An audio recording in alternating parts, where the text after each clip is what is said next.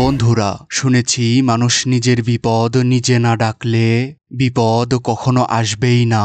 ঠিক তেমনি ক্যাম্পিং ট্রিপের জন্য ওরা বেছে নেয় অভিশপ্ত জঙ্গল। কেউই জানতো না যে এই জঙ্গলে পা রাখার মানে নিজের কবর নিজে খোঁড়া। আরও ভয়ঙ্কর ব্যাপার, এই জঙ্গলেই লুকিয়ে আছে এক অভিশপ্ত কালো অধ্যায়, যা একবার জেগে উঠলে আর থামানো যায় না। কথা দিচ্ছি, এই মুভির শেষটা আপনার মগজ দখল করে নেবে। তো এই রকমই এক ইন্দোনেশিয়ার সেরা সাইকোলজিক্যাল হরর মুভি নিয়ে hello and welcome to move explain. চলুন আর কোনো প্যাচাল ছাড়াই ঢুকে পড়ি সেই জঙ্গলের গভীরে। মুভির শুরুতে দেখা যায় একজন রিপোর্টার, যিনি প্যারানর্মাল ঘটনা নিয়ে ডকুমেন্টারি তৈরি করেন। তিনি মিকো নামের এক ছেলের ইন্টারভিউ নিচ্ছেন, যে 2016 সালে একটি স্কুল ক্যাম্পের ঘটনায় প্রত্যক্ষভাবে জড়িত ছিল। মিকো একটা অ্যালবাম খুলে আমাদেরকে ঘটনার বর্ণনা দিতে শুরু করে। এরপর দৃশ্য পরিবর্তন হয়। আমরা দেখতে পাই একটা স্কুলে ক্যাম্পিং ট্রিপের প্রস্তুতি চলছে। সেখানে রিনি নামের এক মেয়ে অ্যাজমার কারণে হাঁপিয়ে পড়েছিল। তখন রিনির বান্ধবী নাইলা রিনিকে বলে, অসুস্থ শরীরে তোমাকে এত দৌড়ঝাঁপ করতে হবে না। রিনি জানায় তার দুর্বলতা যেন কোনোভাবেই তার দলের ওপর প্রভাব না ফেলে। কথা শুনে নাইলা বলে, আমি দলকে নিয়ে এত ভাবছি না, আমি শুধু ভাবছি ক্যাম্পিং ট্রিপের ওই জঙ্গলে যেন কোনো ভূত না থাকে। কারণ এবারের ক্যাম্পিংটা লোকালয় থেকে অনেক দূরে একটা গভীর জঙ্গলের মাঝখানে হতে যাচ্ছে। নাইলার কথা শুনে রিনি বলে, ওসব ভূতে পজেস হওয়ার থেকে অসুস্থতার কারণে অজ্ঞান হয়ে যাওয়াই ভালো। তখন মজা করে নাইলা বলে, হ্যাঁ তুমি তো অজ্ঞান হতে চাইবেই, কারণ তোমাকে সাহায্য করার জন্য তো মিকো আছেই। এখান থেকে আমরা বুঝতে পারি রিনি আর মিকোর মধ্যে একটা বিশেষ সম্পর্ক রয়েছে। যাই হোক, এখন রিনি আর নাইলার মধ্যে এসব নিয়েই খুনসুটি চলছিল। ঠিক তখনই তাদের স্যার রিনিকে ধমক দিয়ে বাকি টেস্টের জন্য পাঠিয়ে দেন। অন্যদিকে তিন বন্ধু মিকো, চ্যান এবং হিরু সেই ক্যাম্পিং সাইটটা ভিজিট করতে আসে। এখানে তাদের মনে হয় ক্যাম্পিং এর জন্য এটা একটা দুর্দান্ত জায়গা, যার কারণে এই অশুভ জায়গাটা তাদের খুব পছন্দ হয়ে যায়। তবে সমস্যা হলো, তারা চাইলেই এখানে ইচ্ছে মতো ক্যাম্পিং করতে পারবে না। যার জন্য তারা ওই রাতেই পৌঁছে যায় এখানকার অন্যতম প্রবীণ ব্যক্তির কাছে। এমবাহ অর্থাৎ সেই লোকটা স্পষ্টভাবে জানিয়ে দেয় এখানে কোনো ক্যাম্পিং করা যাবে না, কারণ এই জায়গাটি বহু আগেই এক পুরনো কলঙ্কের কারণে পরিত্যক্ত হয়ে গেছে। তাই এখানে যদি অপ্রত্যাশিত কোনো ঘটনা ঘটে তাহলে তার দায়ভার কে নেবে। এই কথা শুনে হিরু বলে সে গ্যারান্টি দিচ্ছে যে তাদের সাথে খারাপ কিছুই ঘটবে না, আর সে সবাইকে দেখে শুনে রাখবে। তখন মিকো অনুরোধ করে বলে, আমাদের হাতে অন্য কোনো অপশনও নেই। এখন যদি এই জায়গাটা হাতছাড়া হয়ে যায় তাহলে আমাদের ক্যাম্পিংই বাতিল হয়ে যেতে পারে। তখন বুদ্ধি করে হিরু বলে, দাদু ভাই, আপনি তো এখানকার অন্যতম প্রবীণ ব্যক্তি, তাই একমাত্র আপনি চাইলেই আমরা এখানে ক্যাম্পিং করতে পারবো। হিরুর এমন প্রশংসা মিশ্রিত কথা শুনে দাদু এমবাহ শেষ পর্যন্ত রাজি হয়ে যান। এরপর তারা সবাই মিলে পৌঁছে যায় জঙ্গলের গভীরে। সেখানে গিয়ে তারা এক টুকরো কাফনের কাপড়ে বিশেষ কিছু জিনিস মুড়িয়ে তা মাটির নিচে পুঁতে ফেলে। তখন মিকো দাদুকে জিজ্ঞেস করে, এটা কিসের জন্য? এমবাহ জানান, এখানে যারা মারা গেছে তাদের থেকে অনুমতি প্রার্থনা করার জন্য। এরপর তিনি বেশ কিছু নিয়মও বুঝিয়ে দেন যে এখানকার কোনো কিছুর ক্ষতি করা একেবারেই চলবে না। এখানে সবসময় শ্রদ্ধাশীল থাকতে হবে আর অপবিত্র অবস্থায় ঘোরাফেরা করা যাবে না। দাদুর বলে দেওয়া নিয়মগুলো মিকো তার বন্ধুদের বলছিল। তখন সে রহস্যময়ী একটা মেয়েকে খেয়াল করে এবং তার পিছু নিতে শুরু করে। আর কিছু দূর এগোতেই দাদু এমবাহ তাকে সতর্ক করে যে খুব বেশি দূরে না যাওয়ার জন্য, কারণ তারা এখনো এখানে ঘোরাফেরা করার অনুমতি পায়নি। এখন অনুমতির অপেক্ষায় রাত্রে তারা সেখানেই ঘুমিয়ে পড়ে। মাঝরাতে এক বিকট শব্দে হঠাৎ মিকোর ঘুম ভেঙে যায়। তখনই দাদু এমবাহ জানায়, তোমরা এখানে ক্যাম্পিং করার অনুমতি পেয়ে গেছো, তবে আমি যেসব নিয়ম শিখিয়ে দিয়েছি সেগুলো অবশ্যই মাথায় রাখতে হবে। তার কথাই সম্মতিস্বরূপ মাথা নাড়ায় মিকো। পরের দৃশ্যে একজন জঙ্গলে পুঁতে রাখা সেই কাফনের কাপড়টি খুঁড়ে বের করে আনে আর তাতে হলুদ মিশানো চাল ছিটিয়ে দেয়। তারপর মাটি দিয়ে ঢেকে আবারও তার ওপর কিছু চাল ছিটিয়ে রাখে। লোকটা সেখান থেকে চলে গেলে আচমকা এক দমকা হাওয়ায় সেই চালগুলো সেখান থেকে উড়ে যায়। তো চাল ছিটানো এই লোকটা কে আর কেন সে এটা করলো তা গল্পের আরেকটু সামনেই জানা যাবে। পরদিন সকাল, হলরুমে মিকো সবাইকে ওই সাইট সম্পর্কে বর্ণনা দিচ্ছিল। বিশেষ করে সে বলছিল সেখানে এমন কিছু জায়গা আছে যেখানে তাদের প্রবেশ করা একেবারেই নিষেধ। এদিকে নাইলা তখন গুগলে ওই জঙ্গলের ব্যাপারে খুঁজতে শুরু করে এবং সে জানতে পারে যে এটি একটি ভুতুড়ে স্থান। 2004 সালে তাদের মতো ক্যাম্পিং করতে এসে অনেক শিক্ষার্থীই সেখানে নিখোঁজ হয়ে যায়, যারা আর কখনোই ফিরে আসেনি। নাইলা বিষয়টা রিনিকে দেখায়, কিন্তু রিনি নাইলার কথায় গুরুত্ব না দিয়ে তাকে চুপ করিয়ে দেয় আর বলে এটা হয়তো একটা গুজব মাত্র, কারণ অনলাইনে এমন বহু গুজবই ছড়িয়ে থাকে। এরপর শিক্ষার্থীদের সব নিয়ম বুঝিয়ে দেওয়া হলে তাদের ব্যাগগুলো চেক করা হয়, যাতে করে কেউ অতিরিক্ত মালপত্র বহন করতে না পারে। রিনির ব্যাগে আগের থেকেই তার অ্যাজমার জন্য অনেকগুলো ঔষধ ছিল, যা দেখে লিডিয়া নামের এই মেয়েটা রিনিকে অপমান করে বলে, তুমি কি ক্যাম্পিংয়ে গিয়ে ফার্মেসির দোকান খুলবে? আর তুমি যদি এতই দুর্বল হও তাহলে তোমার উচিত বাড়িতে থাকা। লিডিয়ার এমন উপহাস মার্কা কথা শুনে নাইলা মেয়েটাও ভীষণ মন খারাপ করে। জঙ্গলে তাদের বিনোদনের জন্য একটা নাটকও পারফর্ম করতে যাচ্ছিল, আর এখন সেটারই রিহার্সেল করা হচ্ছিল। রিহার্সেলের সময় রোরো পুত্রীর চরিত্র মানে গল্পের নায়িকা হঠাৎ অসুস্থ হয়ে পড়ে, তাই বাধ্য হয়ে তারা সেখানে রিহার্সেল বন্ধ করে দেয়। ওই সময় হিরু নাটকে থাকা সবারই নামের তালিকা দেখছিল, যেখানে সে দেখতে পায় রিনির জন্ম একটা বিশেষ দিনে হয়েছে, যেটা ছিল ক্লিয়ন মঙ্গলবার। বোঝার সুবিধার্থে জানিয়ে রাখি, ইন্দোনেশিয়ার জাভানিজ সংস্কৃতিতে এই দিনটাকে আধ্যাত্মিক ও অলৌকিক শক্তিতে পূর্ণ দিন হিসাবে বিশ্বাস করা হয়। তো এবার সবাই চলে গেলে হিরু রিনির কাছে আসে কথা বলার জন্য। সে রিনির কাছে জানতে চায় এই নাটকে তার প্রিয় চরিত্রটি কে। তখন রিনি জানায় সে সম্পূর্ণ স্ক্রিপ্টটি পড়েছে, তার কাছে মনে হয় রোরোপুত্রী সেরা, যদিও গল্পে তাকে দুর্বল বলে মনে হচ্ছে, কিন্তু আসলে সেই সবচেয়ে শক্তিশালী, কারণ তার মৃত্যুর সঙ্গে সঙ্গে সেই রাজ্যটাও শেষ হয়ে গিয়েছিল। তো রিনির এমন চুলচেরা বিশ্লেষণ দেখে হিরুর মনে হয় সে কিকির থেকেও ভালো পারফর্ম করতে পারবে, তাই তো সে রিনিকে অফার করে, চাইলে তুমি এই ক্যারেক্টারটা প্লে করতে পারো। রিনি এমন আনএক্সপেক্টেড অফার শুনে বেশ খানিকটা থতমত খেয়ে যায়। সে বলে, আমার জাভানিজ ভাষা অতটাও শুদ্ধ নয়, আবার শারীরিকভাবেও আমি দুর্বল, তাই এই চরিত্রর জন্য হয়তো আমি উপযুক্ত নই। তখন হিরু বলে এই ব্যাপারে সে রিনিকে ফুল সাপোর্ট করবে। তখন নাইলা খুব এক্সাইটেড হয় এটা ভেবে যে তার বান্ধবী রিনি করবে নায়িকার চরিত্র, অর্থাৎ রোরোপুত্রীর অভিনয়, তাই সে এ ব্যাপারে রিনিকে খুব উৎসাহ দিতে থাকে। ফলে শেষমেশ রিনিও রাজি হয়ে যায়। মেয়েটা এখানে না জেনে না বুঝেই অনুরোধের ঢেকি গিলে ফেলে। সে তো এটাও জানতে পারল না যে এই সিদ্ধান্তর ফলে কত বড় বিপদ অপেক্ষা করছে। তো যাই হোক, পরদিন সকালে ওরা সবাই রওনা হয় ক্যাম্পিং ট্রিপের সেই জঙ্গলের উদ্দেশ্যে। আর গাড়ি থেকে নামার সাথে সাথেই রিনির শ্বাসকষ্ট শুরু হয়ে যায়। তখন নাইলা দ্রুত তাকে ইনহেলার দিয়ে সাহায্য করে। অন্যদিকে একজন বয়স্ক মহিলা সবাইকে এখানে স্বাগত জানায়। তখন ওই মহিলার ছেলে ছাত্রদের এমনভাবে দেখছিল যেন সে তাদের ওপর এক ভয়াবহ মহামারীর আগাম সংকেত দেখতে পাচ্ছিল। এদিকে সবাই যখন বাসের সাঁকো পার হচ্ছিল, তখন হঠাৎ রিনি অদৃশ্য কিছু একটা অনুভব করে। সে এক ধ্যানে তাকিয়ে থাকে ওই দিকে, কিন্তু আসলে আমরা সেখানে তো কিছুই দেখতে পাই না। তখন লিডিয়া তাকে সামনে এগোতে বলে। এরপর তারা পৌঁছে যায় জঙ্গলের মাঝখানে সেই আসল জায়গাটায়। আর এখন রিনিকে হাঁপাতে দেখে মিকো জিজ্ঞেস করে, তুমি কি ঠিক আছো? তখন মাথা নাড়িয়ে উত্তর দেয় রিনি।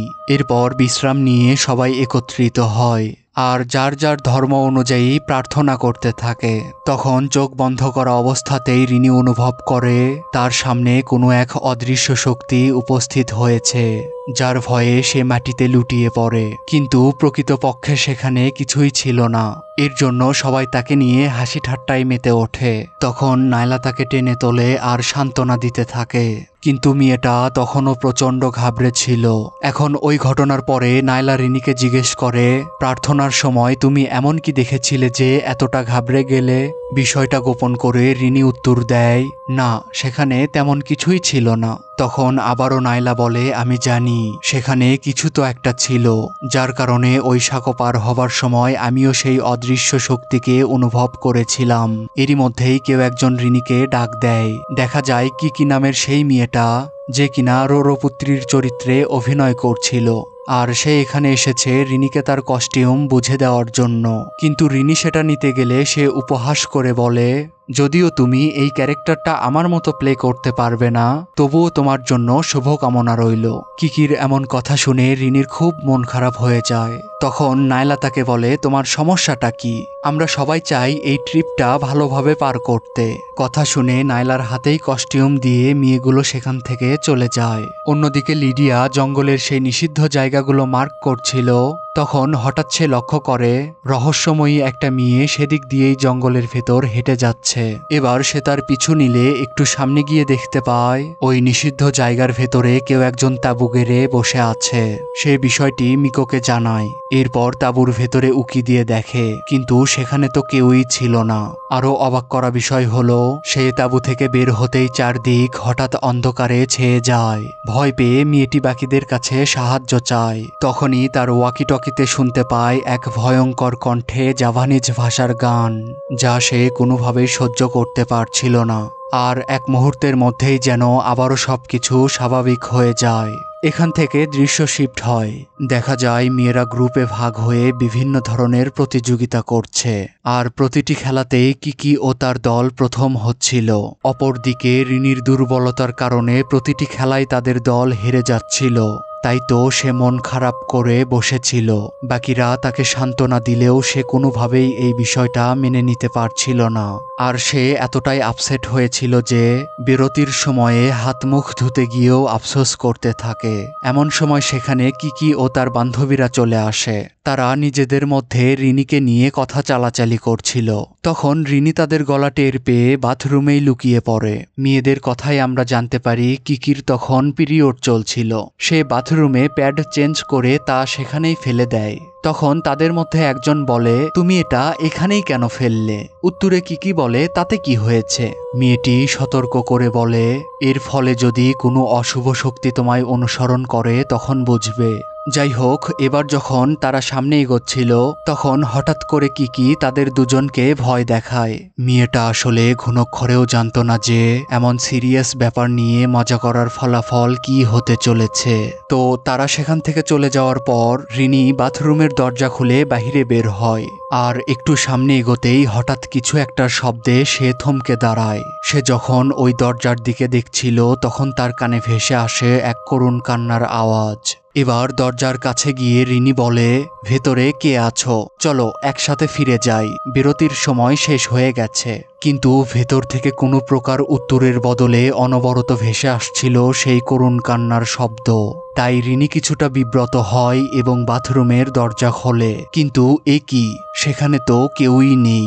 তাই আরো বেশি ভয় পেয়ে দৌড় দেয় রিনি। তখনই সে বাথরুমের আয়নায় একটা মেয়েকে দেখতে পারে। এবার সে যখন পিছনে ফিরে দেখছিল তখন সেখানে তো কেউই ছিল না, কিন্তু সে মেঝেতে একটা আংটি পরে থাকতে দেখে। এবার সে সেটা হাতে তুলে নিতেই কোথা থেকে যেন একটা কালো সাপ এসে তার হাতে কামড় বসিয়ে দেয়। তবে আশ্চর্যের বিষয় হলো তার হাত অক্ষত ছিল। সে প্রচণ্ড ভয়ে ঘাবড়ে যায় আর খেলায় ফিরে আসে।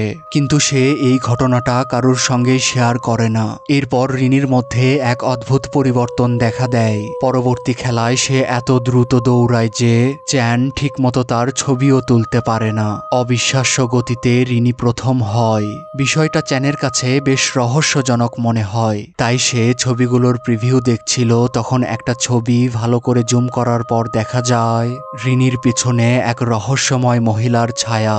চ্যান সেটাই দেখছিল। তখন লিডিয়াও সেখানে হাজির হয়, যার জন্য চ্যান ল্যাপটপটা ঢেকে ফেলে। লিডিয়া চ্যানের সাথে ওই নিষিদ্ধ জায়গা নিয়ে কথা বলছিল। তখন সেখানে আরো একটা মেয়ে চলে আসে। সে লিডিয়াকে এসব অশুভ বিষয়ে কথা বলতে নিষেধ করছিল। লিডিয়া বোঝায়, সত্যিই আমি সেখানে একজন মহিলাকে দেখেছি যে কিনা একটা ট্রেডিশনাল পোশাক পরেছিল। মেয়েটা বলে, আমি এসব শুনতে চাই না, বরং প্রতিযোগিতার জন্য আমার দেরি হয়ে যাচ্ছে। এই বলে সে সেখান থেকে চলে যায়। এবার এই হলুদ মেশানো চালের রহস্যটা উন্মোচন হয়। মিকো হিরুর কাছে জানতে চায়, সত্যিই কি এই হলুদ মেশানো চাল আমাদের রক্ষা করতে পারবে? হিরু মাথা ঝাঁকিয়ে উত্তর দেয়। আমরা বুঝতে পারি হিরুই মিকোকে বুঝিয়েছে এই হলুদ মেশানো চালগুলো তাদের রক্ষা কবচ। ঠিক তখনই ওয়াকিটকিতে চ্যান জানায়, আমাদের পরবর্তী কার্যক্রম শুরু করতে যাচ্ছি। তাই মিকো সেদিকে চলে যায়। এরপর হিরু তার ব্যাগ থেকে একটা মন্ত্রের বই বের করে, আর সে যখন তা পাঠ করছিল তখন আকস্মিকভাবে তার গলা দিয়ে সেই হলুদ মিশানো চালগুলো বেরিয়ে আসতে থাকে। এখানে রহস্য জটলা বেঁধে যায় আর প্রশ্ন উঠে আসে, হিরুর আসল উদ্দেশ্য কি? হ্যাঁ, এই জটলাটা একটু সামনেই পরিষ্কার হয়ে যাবে। তো এখন মাদা সবাইকে পরবর্তী গেমের নির্দেশনা দিচ্ছিল। এর মধ্যে হঠাৎ করে তার কিছু একটা হয়ে যায় আর সে অদ্ভুত সব সংকেত দিতে শুরু করে। সব মিলিয়ে যার অর্থ দাঁড়ায় ভয়ঙ্কর প্রতিশোধ, রক্তের সাগর আর পাপীদের চোখের অশ্রু।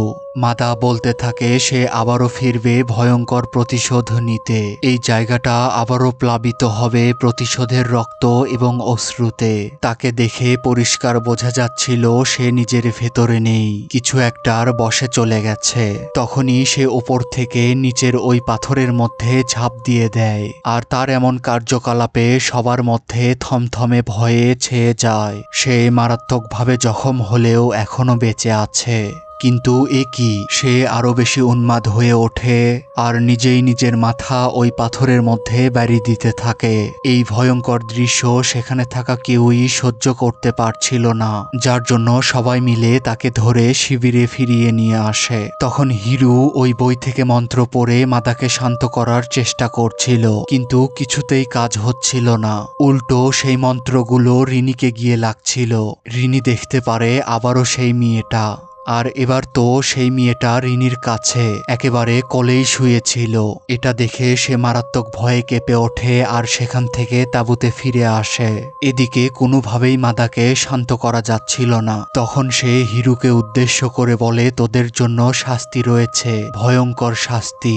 অপরদিকে বাকিরা চলে আসে দাদুর কাছে সাহায্য চাইতে। শিবিরের অবস্থা তখন আরো বেশি ভয়ঙ্কর হয়ে ওঠে। হঠাৎ করে কিকিও অদ্ভুতভাবে হাসতে শুরু করে। হিরুর মন্ত্র এখন আর কোনো কাজেই আসছিল না। তখনই ঘটে যায় এক অদ্ভুত ঘটনা। দেখা যায় রিনি সেখানে সশরীরে হাজির হয়েছে। সে ভারী কণ্ঠে কিকির কাছে জানতে চায়, তুমি কান্না করছো কেন? তখন কিকি রিনির কাছে হাত জোর করে বলতে থাকে, আমাদের ক্ষমা করে দাও। ঠিক সেই মুহূর্তেই সেখানে চলে আসে দাদু এমবাহ, আর বিশেষ এক ধরনের ধোঁয়া ছড়িয়ে দেয়, যার ফলে সেখানে থাকা সবারই বশ কেটে যায়। এবার তাদেরকে তাঁবুতে নিয়ে আসা হয় চিকিৎসা করার জন্য, কিন্তু অবাক করা ব্যাপার, হিরু সবাইকে সেখান থেকে বের করে দেয়। এরপর মাদার শরীরে চাল ছিটিয়ে সেখানে একটা বিশেষ দাগ টেনে দেয়, ফলে মাদার শরীরে জেগে ওঠে এক ভয়ঙ্কর জিন। হিরু তখন আর্চনার ভঙ্গিতে সেই জিনের কাছে সাহায্য চায়। হিরু বলে সে ওই মাকুটোরোমর রত্ন পাথরটা পেতে চায়। এবার মাদার শরীরে থাকা শক্তিটা বলে, এটা ইতিমধ্যেই তোমাদের মধ্যে একজনের দখলে রয়েছে। তখন হিরু জানতে চায় সে কিভাবে বুঝবে যে এটা কার কাছে রয়েছে। এবার সে এই জঙ্গলের মধ্যে একটা বিশেষ জায়গায় সবাইকে নিয়ে যেতে বলে, তাহলেই হিরু বুঝে যাবে এই অমূল্য রত্নটা কার কাছে রয়েছে। এই উত্তরটা পাওয়া মাত্রই হিরু মাদাকে অজ্ঞান করে দেয়। এখন ওই রাত্রেই বাকিরা যখন খাবার খাচ্ছিল তখন রিনি এক ধ্যানে অদ্ভুতভাবে তাকিয়েছিল। এটা দেখে দায়িত্বে থাকা লিডিয়া রিনিকে জিজ্ঞেস করে সে খাবার খাচ্ছে না কেন। তখন রিনি ভারী কণ্ঠে বলে ওঠে, আমি যখন খাবার খাই তখন আমার বিনোদনের দরকার হয়। তো রিনির কথা শুনে লিডিয়া বিরক্ত হয়ে সেখান থেকে চলেই যাচ্ছিল। ঠিক তখনই হঠাৎ করে সে বমি করে ফেলে আর তারও কি যেন একটা হয়ে যায়। মেয়েটা নিজের বিরুদ্ধে গিয়ে রিনির মনোরঞ্জনের জন্য নাচ গান করতে শুরু করে। তার এমন কার্যকলাপে সবাই ভয় পেয়ে যায়। এরপর রিনির চোখের ইশারায় মেয়েটা নিজেই নিজের মাথা তার পায়ের কাছে ঠোকাতে শুরু করে। এখন হিরু তার গায়ে হাত দেওয়া মাত্রই সে স্বাভাবিক হয়ে যায়, আর সে জানতে চায় এখানে কি হয়েছে, কেন সবাই তার দিকে এইভাবে তাকিয়ে আছে। এবার হিরু তার উদ্দেশ্য সাধনের জন্য ঘোষণা দেয়, এসবে ভয় না পেয়ে আপাতত ঘুমিয়ে যেতে। কারণ মাঝরাতে তাদের আবারও উঠানো হবে এক বিশেষ পরীক্ষার জন্য। তখন সবাই বলাবলি করছিল এত কিছুর পরেও হিরু কিভাবে এই ক্যাম্পিংটা চালিয়ে যেতে পারে। পরে মাঝরাতে বাঁশি দিয়ে সবাইকে জাগিয়ে তোলা হয়। ঘুম ভাঙতেই নাইলা দেখে রিনি তো আগের থেকেই বসে আছে। মেয়েটা জানায় সে বাথরুমে যাবে। প্রথমে নাইলার কথা শুনে রিনি খুব ভয়ানকভাবে তার দিকে তাকায়, পরে তাকে নিয়ে বাথরুমে যায়। এখন বাথরুমের ওই ফাঁকার মধ্যে দিয়ে আমরা একটা সাপ ঢুকতে দেখি। নাইলা সেটা দেখে ভয় পেয়ে যায় আর দৌড়ে বাহিরে বের হয়ে আসে। তখনও ওই সাপটা খুব ভয়ানকভাবে নাইলার দিকে এগোচ্ছিল। নাইলার তো ভয়ে কাদু কাদু অবস্থা। আর তখন রিনির সামান্য হাতের ইশারায় সাপটা ফিরে চলে যায়। এবার বাথরুম থেকে ফিরে আসার সময় নাইলা রিনির কাছে এই ঘটনার ব্যাখ্যা চাইলে রিনি অদ্ভুতভাবে বলতে থাকে সে কি এখনো বুঝতে পারছে না এই ঘটনার মানে কি হতে পারে। এটার মানে একটাই, এই জায়গাটা সম্পূর্ণ জিনদের বাসস্থান। রিনি এটাও বলে যে এই শিবিরে এমন কেউ আছে যার উদ্দেশ্য বিশেষ কিছু হাসিল করা। নাইলা তো রিনির কথার আগাগোড়া কিছুই বুঝতে পারছিল না। তখন দৃশ্য শিফট হয় ওই তাঁবুর ভেতরে। এই মেয়েটা ক্যাম্পিং এর পরবর্তী কার্যক্রমে বিরোধিতা করে, কারণ এতক্ষণে যা কিছু ঘটেছে তা তাদের জন্য যথেষ্ট, আর কোনোভাবেই সে এসবে থাকতে চাচ্ছে না। কিন্তু সে ব্যতীত সবাই এটা চালিয়ে যেতে রাজি ছিল, কারণ তারা যদি এই শেষ সময়ে বাড়ি ফিরে যায় তবে তো গত বছরে যারা ক্যাম্পিং করেছিল তাদের কাছে হেরে যাবে, আর এতদিনের পরিশ্রম, এত সব প্রস্তুতি সবকিছুই একদম জলে যাবে। তাই সে যাবার সময় মিকোকে বলে যায় এরপর থেকে এখানে যা কিছু ঘটবে তার জন্য একমাত্র মিকোই দায়ী থাকবে। মেয়েটার কথা শুনে মিকো তাদের সুরক্ষার জন্য আবারও সেই হলুদ মিশানো চাল ছিটাচ্ছিল। ঠিক তখনই লক্ষ্য করে রিনি সাহায্য চাইতে চাইতে জঙ্গলের ভেতরে ঢুকে যাচ্ছে। মিকো তার পিছু নিলে কিছু দূর যাবার পর সে আর কোথাও রিনিকে দেখতে পারে না। তবে আমরা তার পিছনে একটা ভয়ঙ্কর জিনকে দেখতে পারি। সে এখানে রিনিকে দেখতে না পেয়ে কনফার্ম হওয়ার জন্য তাঁবুতে ফিরে আসে। এসে দেখে সেখানে তো রিনি নিশ্চিন্তে ঘুমাচ্ছে, যা দেখে হাঁপ ছেড়ে বাঁচে মিকো।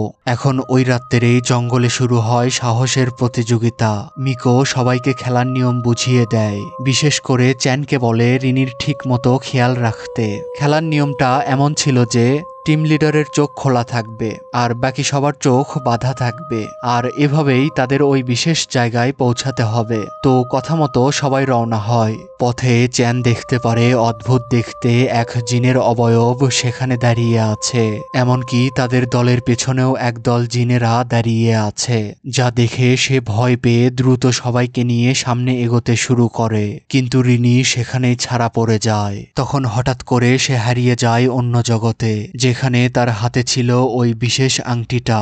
এবার কেউ একজন হঠাৎ করে তার হাত ধরে টান দেয়, ফলে সে পড়ে যায় আর দেখতে পারে তাকে ঘিরে ধরে আছে একদল সিপাহী জিনেরা। এদিকে চ্যান সবাইকে নিয়ে কিছু দূর যাবার পর নাইলা লক্ষ্য করে রিনি তাদের দলে নেই।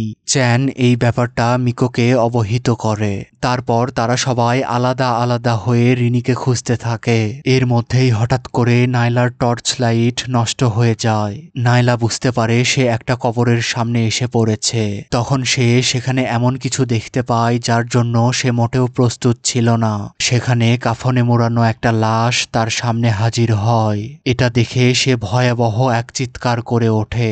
এদিকে চ্যান তখন রিনিকে খুঁজতে খুঁজতে পৌঁছে যায় সেই নিষিদ্ধ স্থানে, আর দেখতে পারে হিরু তার শরীরে বিশাল এক সাপ পেঁচিয়ে গাছের নিচে বসে কিছু একটার পুজো করছে। তখনই মিকো সেখানে পৌঁছে যায়। তারা এই ব্যাপারটা দেখতেই যাবে, ঠিক তখনই নাইলার চিৎকার শুনতে পারে আর ছুটে গিয়ে দেখে মেয়েটা পাগল প্রায় হয়ে শুধু বলে যাচ্ছে আমাকে কাফনের কাপড় পরিয়ে দাও। তার এমন বিভৎস অবস্থা দেখে সবাই অস্থির হয়ে যায় আর শিবিরে ফিরে তাকে এক বিশেষ কাপড় দিয়ে মুড়িয়ে দিচ্ছিল। ঠিক তখনই একের পর এক সবার মধ্যেই জিনের আছর শুরু হয়। এই বিভীষিকাময় পরিস্থিতিতে সেখানে হাজির হয় দাদু এমবাহ। ক্যাম্পের এমন অবস্থা দেখে উনি মিকোর ওপর বেশ চড়াও হয়, জানতে চাই এখন তোমার হিরু কোথায়। দেখা যায় হিরু তো তার উদ্দেশ্য সাধনের জন্য বিশেষ এক ধরনের রিচুয়াল পালন করছে। দৃশ্য আবারও শিফট হয় আর আমাদেরকে দেখানো হয় সেই সিপাহী জিনের দলেরা রিনিকে ধরে নিয়ে যাচ্ছে, কিন্তু হঠাৎ তারা কিছু একটা লক্ষ্য করে আর রিনিকে সেখানেই রেখে চলে যায়। এবার ভয় পেয়ে রিনি একটা গাছের গোড়ায় লুকিয়ে পড়ে। তখন সে লক্ষ্য করে তার হাতে সেই আংটিটা। সে ওই আংটিটা নিজের হাত থেকে খুলে ফেলার চেষ্টা করছিল, কিন্তু কোনো মতেই সেটা খুলতে পারছিল না। তখন অন্ধকার চিরে বেরিয়ে আসে সেই মেয়েটি এবং তার হাত রিনির দিকে বাড়িয়ে দিয়ে বলে, আমার সাথে এসো। তখন রিনি ওই মেয়েটার পিছু পিছু চলতে শুরু করে। অন্যদিকে শিবিরে আমরা দেখতে পারি নাইলা মেয়েটা উন্মাদের মতো আচরণ করতে শুরু করেছে আর সে তার গালের চামড়া টেনে হিচড়ে তুলে ফেলছিল। অপরদিকে মিকো তখন তার বন্ধুদের নিয়ে জঙ্গলের ভেতরে রিনিকে খুঁজতে থাকে। সেই সাথে ওই হলুদ মেশানো চালগুলোও ছিটিয়ে দেয়। রিনিকে ডাকাডাকির এক পর্যায়ে মিকো লক্ষ্য করে একদল জিনের সৈন্য সেখানে উপস্থিত হয়েছে এবং এরপরেই সেখানে যা ঘটে তা সবার কল্পনার বাহিরে। কোনো এক অদৃশ্য শক্তির মাধ্যমে সবাই একের পর এক গুরুতর আহত হতে থাকে। তখন মিকো চ্যানকে বলে, তুমি সবাইকে নিয়ে শিবিরে ফিরে যাও আর আমি একাই রিনিকে খুঁজতে যাচ্ছি। কথা মতো আহতদের নিয়ে শিবিরে ফিরে আসে চ্যান।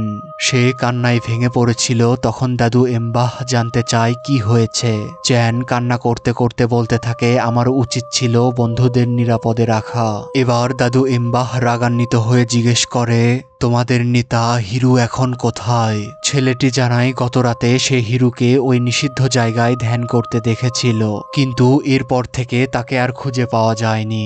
তখন দাদু এমবা পার্দি এবং টুকিমিনকে এখানেই থাকতে বলে আর তাদের যত্ন নিতে বলে, আর উনি চ্যানকে নিয়ে পৌঁছে যায় সেই নিষিদ্ধ জায়গায়। এখানে দাদু এমবাহ দেখতে পারে যে হিরু যেখানে বসে ধ্যান করছিল সেখানে হলুদ মেশানো চাল পড়ে আছে।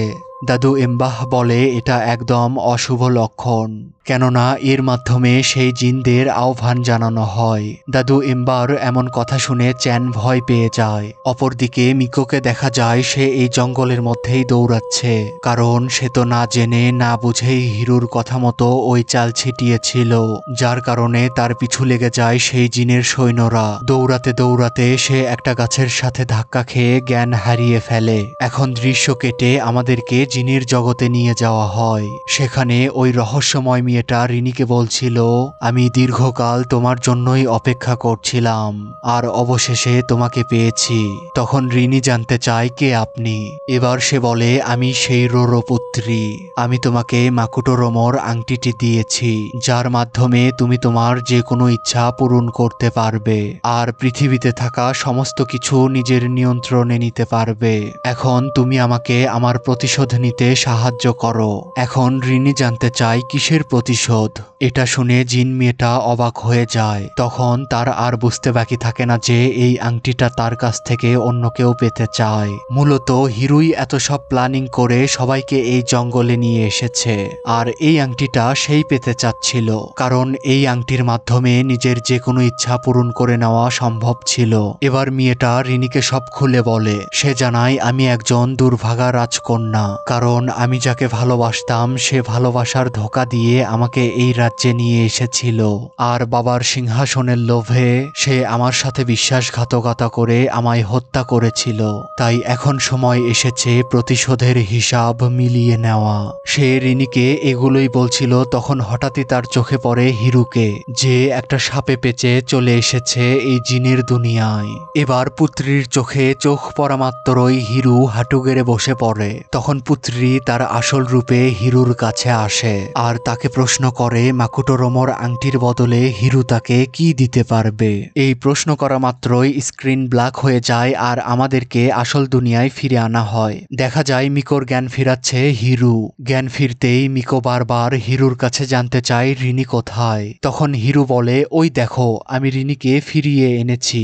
এবার মিকো ছুটে যায় রিনির কাছে আর তাকে সাথে করে নিয়ে শিবিরে ফিরে আসে। এখন দাদু এমবাহ হিরুকে সরাসরি সতর্ক করে দিয়ে বলে, তুমি যেটা পেতে চাচ্ছ সেটা অত্যন্ত ভয়ানক পরিণতি ডেকে আনতে পারে, আর সূত্র অনুযায়ী এমন লোভী মানুষেরা কখনোই মূল্যবান জিনিস ধরে রাখার যোগ্য হয় না। তাই সময় থাকতেই সৎ পথে ফিরে আসো।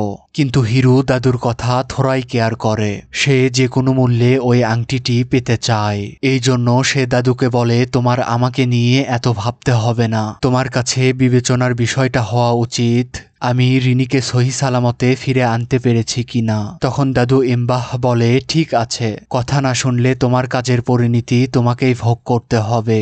কিন্তু এবার বলো, রোরো পুত্রীর সাথে তোমার কি চুক্তি হয়েছে যার বিনিময়ে তুমি ওই বহুমূল্যবান আংটিটি পেতে চাচ্ছ। এবার সে অর্থাৎ হিরু জানায়, আমি তার সাথে হওয়া বিশ্বাসঘাতকতার পর্দা ফাঁস করার প্রতিশ্রুতি দিয়েছি। সবাই জানতে পারবে তার সাথে কত বড় বিশ্বাসঘাতকতা করা হয়েছে। কিন্তু এবারের গল্পটা একটু আলাদা হবে। সে তার গল্পে জীবিত থাকবে আর নিজের প্রতিশোধও সে নিয়ে নেবে। তখন দাদু এমবাহ বলে, তুমি একজন বাহিরের মানুষ হয়েও এত সাহস কিভাবে দেখাতে পারো? আমি এই রাজ্যের লোক হয়েও এটি করার কথা ভাবতে পারি না। তখন হিরু জানতে চায়, এছাড়া অন্য কোনো উপায় আছে কি? ফলে তখন চুপ হয়ে যায় দাদু এমবাহ। এরপর শুরু হয় সেই কাঙ্ক্ষিত গল্পের রচনা। এই ঘটনার সাথে জড়িত সব আত্মাকে হাজির করানো হয় ছাত্রদের ওপরে। রিনিকেও প্রস্তুত করানো হয় রোরো পুত্রীর আত্মার জন্য।